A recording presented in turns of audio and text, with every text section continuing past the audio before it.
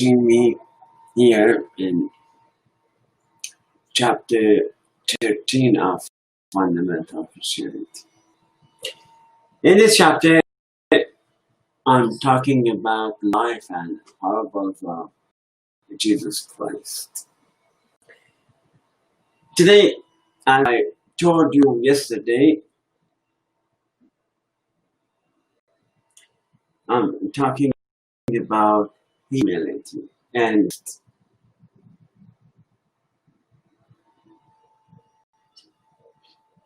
in Luke 14:7, we read that Jesus teaches about humanity. When Jesus noticed that all who had come dinner were trying to sit in the seats of honor near the head of the table, he gave them this advice. When you are invited to a wedding feast, don't sit in the seat of honor. Normally,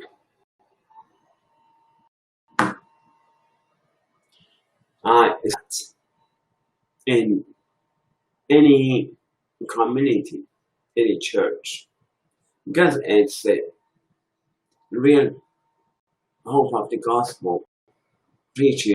So I'm talking about the church. I focus on the church. Everybody tried to sit in a place of honor. I saw it with my own eyes. They tried to sit in the higher places. They tried to be manager. They tried to be someone who says the last word. Even they sit in the place of God. Some pastors sit in the place of God. They do everything they want. They judge, they condemn, and sometimes they say, if I say something, it will be so. They sit in the place of God. And they ask for confirmation from somebody else. That's ridiculous.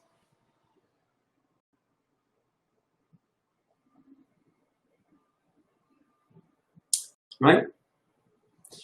When you are just a human and you want your will be done, that's so selfish. That is prideful.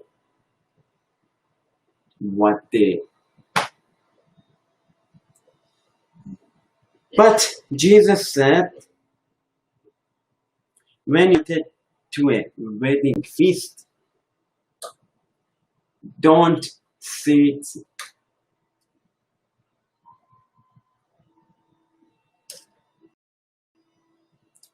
Okay, let me arrange my mic.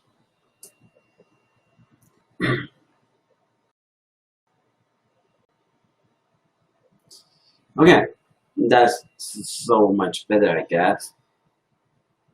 When you are invited to a wedding feast, don't sit in the seat of honor. What if someone who is more distinguished than you has also been invited? You see, you think you are somebody. You think I'm so and so. I'm titled so and so. I have TV ministry. I am lead pastor. No, I am someone who goes different churches and observe other churches. I have so much ministry serving. But what if someone greater than you, someone greater than you comes? Someone greater than you come in that wedding list. When you invited to an engagement party or anything like that, don't sit in the place of. If you want to know, don't sit in the place of honor. What if someone greater than you comes? And what happens then? What if someone who is more distinguished than you has also been invited? The host will come and say, give this person your seat. Right? What if you're sitting in somebody else's seat? You think that is right?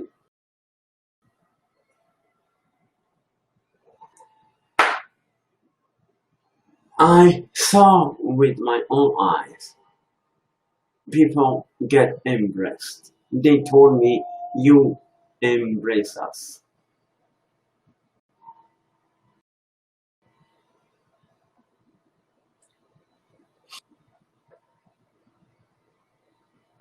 If you want to sit in a reserved seat, somebody more distinguished than you. I'm not talking about youth. I'm not talking about kids, because of course they are not distinguished. But what if someone more distinguished than you comes and you have to give the seat to that person? You will be and you will have to take whatever seat is left at the foot of the table. You have to go back, back, and back.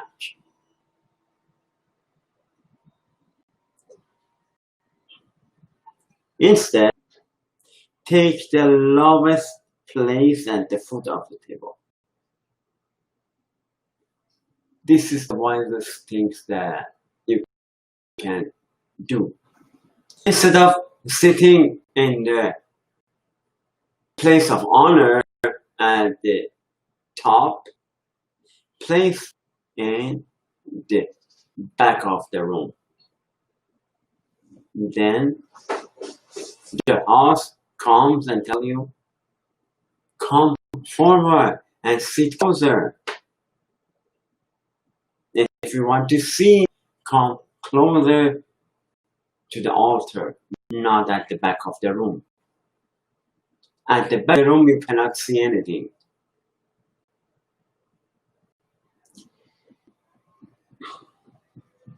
Instead, take the lowest place at the foot of the table. Then, when your host sees you, he will come and says, friend, we have a better. Then you will be honored in front of all the other guests. For those who exalt themselves will be humbled, and those who humble themselves will be exalted.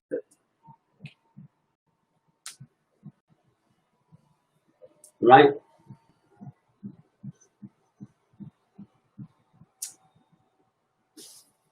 When you sit somewhere that is in the place of the honor,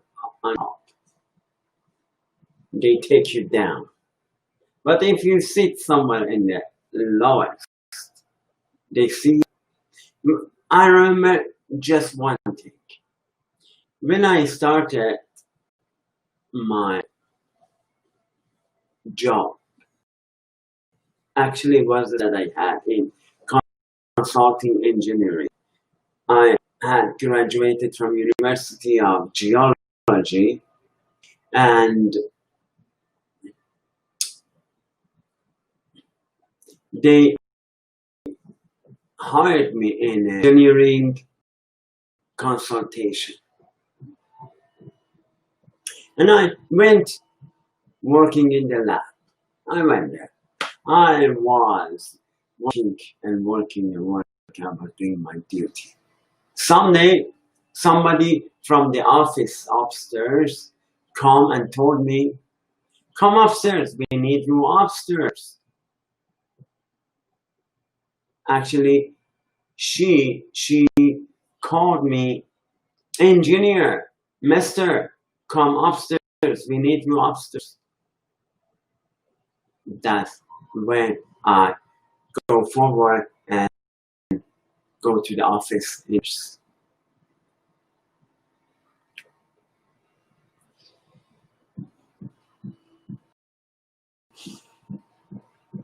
Who exalt themselves will be humble, and those will be exalted.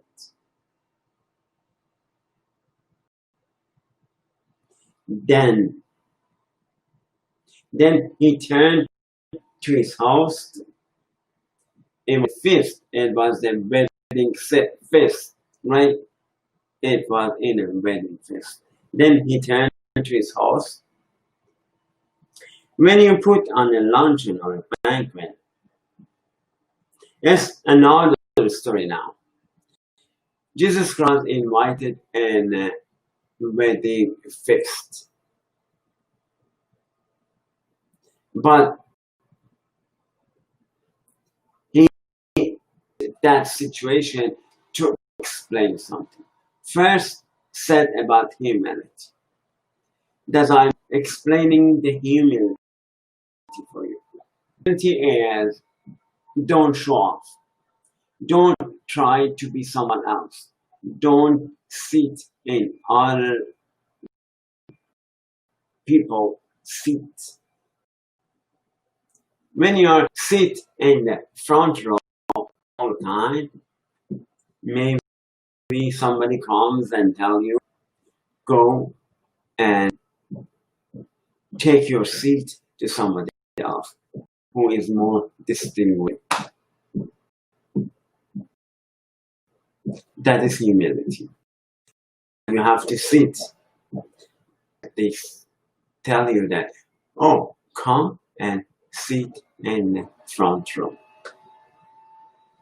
But when he finished saying this, he turned to the host. Okay. Now he was talking to the guests at that point. Then he wanted to explain something else. He turned to the host now.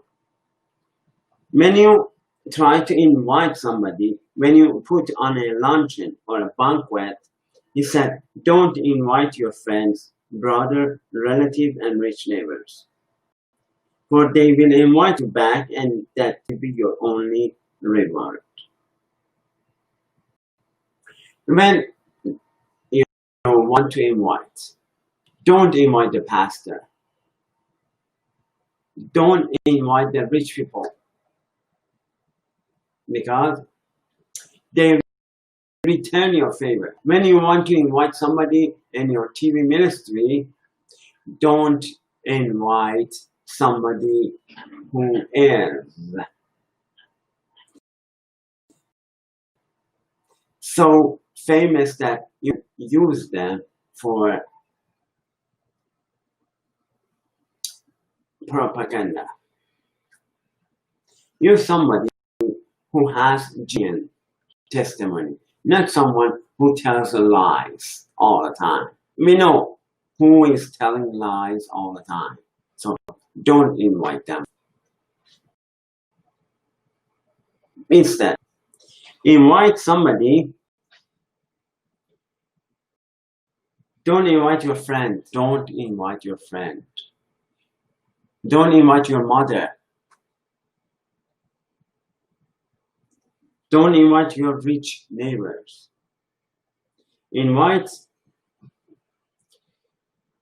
Instead, invite the poor, the crippled, and the lame, and the blind. Then at the resurrection of the righteous, God will reward you for inviting those who could not repay you. What we can learn from this. When you invite someone to use them, or invite somebody who knows they will repay you, that they also invite you. The only reward you get invited to somebody's church to talk about. That's the only reward you get. Well, you can invite somebody from other church to come and encourage them, and they invite you in their churches. That's the only reward you get. But if you invite the poor, crippled, and blind, then your reward is in the heaven. That's how the kingdom of God is. And also, I want to talk about another parables. I want to conclude and end with this parables. Again, is parable of great feast. Hearing this, a man sitting at the table with Jesus exclaimed, "What a blessing it will be to attend a banquet in the kingdom of God." Jesus replied with this story. When they heard the stories that Jesus Christ said about the first and second happens in the feast, and they heard about humility, they heard about invite somebody who you can invite, then he said,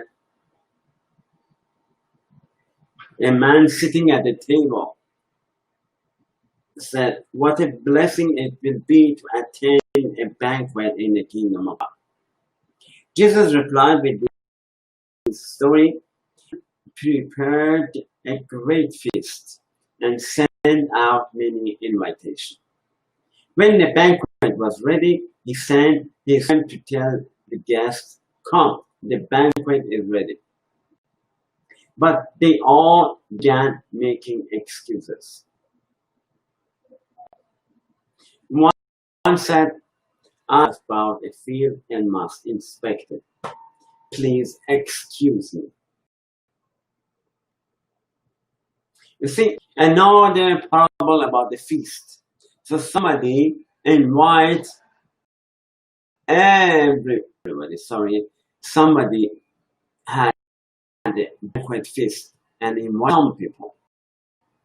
We don't know what kind of people, but the point is something else. The first story, some point that we have to learn, right? That to be humble in front of the someone more distinguished, not in front of the kids, not in front of the youth. But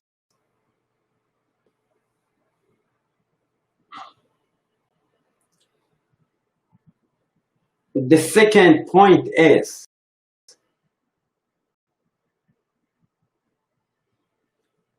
when the banquet was ready, he sent his servant to tell the guests, "Come, the banquet is ready."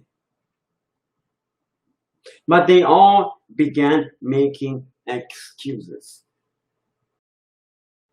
One said, "I have just bought a field and must inspect it. Please excuse me." What a lame excuse.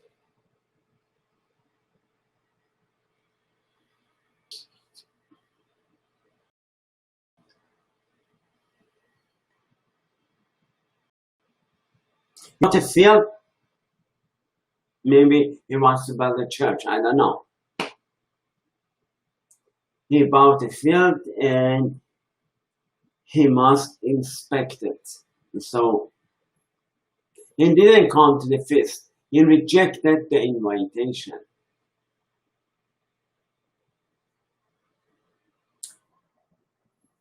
Another said, I have just bought 5 pairs of oxen. I want to try them out. Please excuse me.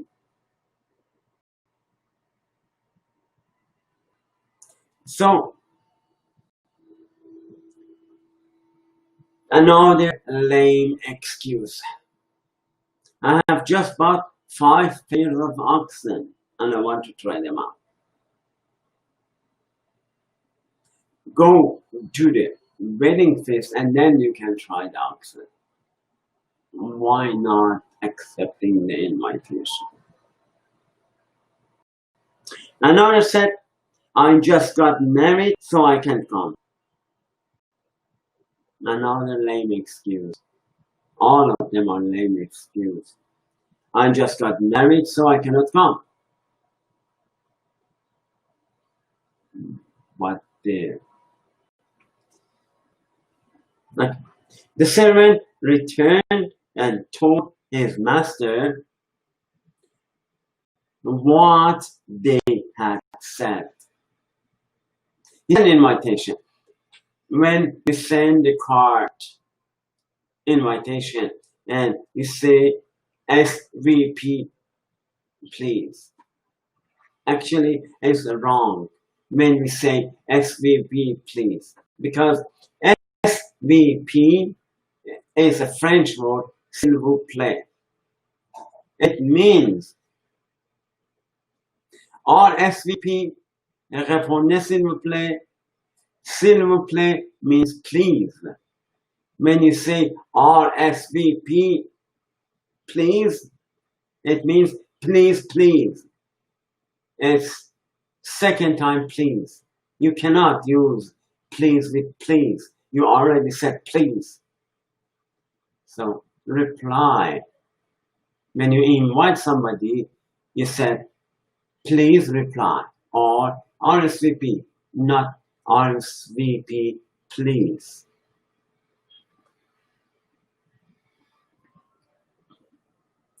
The servant returned and told his master what they had said. His master was furious and said, he got angry. The master got so angry. Furious is angry. The master got so angry. That's how you get mad, you know. Some false teacher who wants to be master, they got so mad because of that. Because they invite somebody, and like me, some false teacher invited me and God told me, don't go there. They disappoint you. And I don't go there. And they got furious because of this. The servant returned and told his master what they had said. His master was furious and said, go quickly into the streets and alleys of the town and invite the poor, the crippled, the blind, and the lame. You see? The first group of people didn't deserve attending the feast, wedding feast. They didn't deserve attend the wedding feast.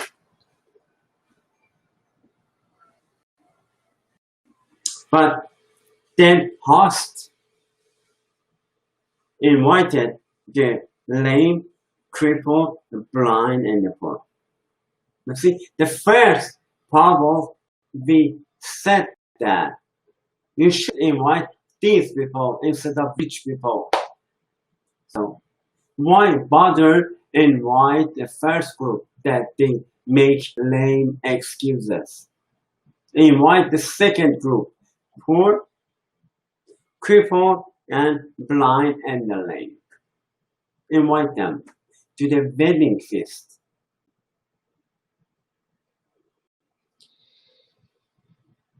After the servant had done this,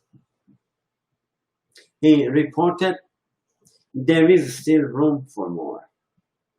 So his master said, go out into the country lane and behind the hedges and urge anyone you find to come, so that the house will be full. For none of those I first invited will get even the smallest taste of my banquet. That's so true. That is so true. I told you yesterday, the first will be last, the last will be first. That's the lesson of humility. Here we see again, none of those I first invited will get even the smallest taste of my banquet. That's why you don't get invited anymore. Don't complain about that. Come on, don't complain. You don't get invited anymore.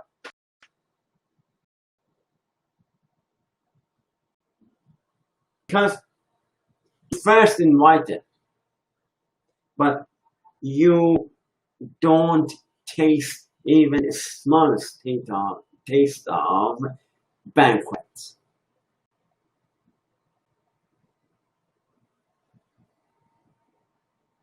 That's all it is in the kingdom of God.